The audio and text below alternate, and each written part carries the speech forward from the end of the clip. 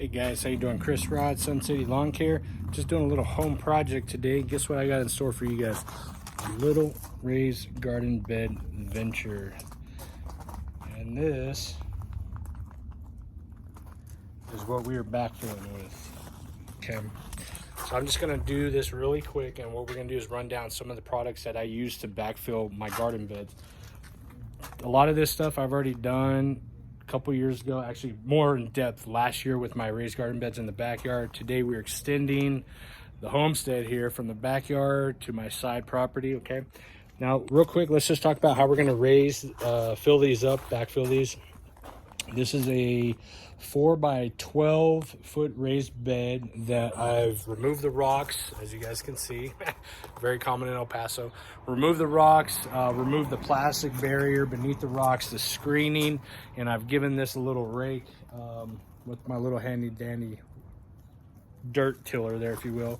And then we're going to be backfilling with screen compost that I got at one of our local rock quarries here in El Paso. Okay, this is some good stuff. It's organic compost.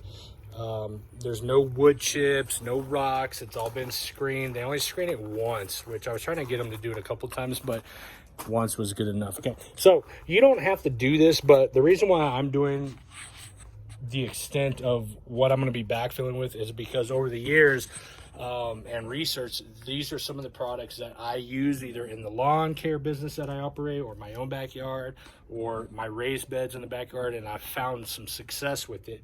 So let's just talk about these real quick. Okay, what we're going to be doing again today is backfilling with the compost, and then I'm going to be topping off with all of these products. Okay, now again, you don't have to go to this extent. You can simply use compost if you want. And after I amend the soil today with these products, going forward, I'm going to be using nothing but compost for my compost bins, guys. And I'm not going to be doing this to this extent again. I'll be adding the fertilizer throughout the season, or when we're doing a prep before we sow our seeds, or before we put in our plants that we have growing inside. I'll be doing the fertility, but to this extent, maybe some Azomite as I go. But okay, so what I'm going to be topping off the compost mixture with is a layer of feed here. This is just some poultry feed, and this is going to be the organic feed that I'm using to get those organisms going to feed on something throughout the soil, getting those little worms going and whatnot, get the microorganisms going. Your Azomite, these are your trace minerals that you're typically missing from any kind of sandy soil or clay soil. But Azomite, gotta have it. Okay, these are going to be providing a lot of the micronutrients that a lot of soils need and plants need as well. It's got potash, calcium, magnesium, and a whole bunch of other trace minerals your plants need.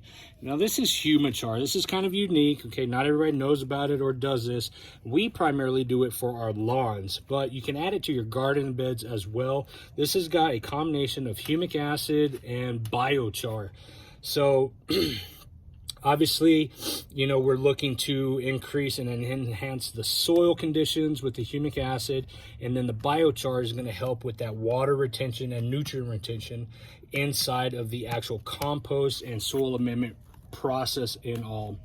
Then we've obviously got our vermiculite, our perlite, that way we're going to be retaining some additional water, keeping that moisture locked in, and obviously the perlite to help with the drainage. And then we've got our peat moss. Okay, this again, more water retention here in El Paso, very dry climate, so we want that water retention value there 100%, or as much as possible. And then two last things here is the Pro Mix. I love this stuff. Okay, Pro Mix organic vegetable and herb mix. This has got some fertilizer in it already, not a lot, but in addition to this, you get a little bit more of peat humus, some perlite, gypsum, limestone. It's got a well balance of product mixed in there. It's on the expensive side, but if you were doing a small raised bed, I would definitely recommend this stuff. But we're going to be putting this on our top layer after all said and done. And then lastly, 10-10-10 fertilizer with iron and micronutrients. A little bit more on the micro side, but we're going to be applying a PGF 10-10-10 from Anderson's.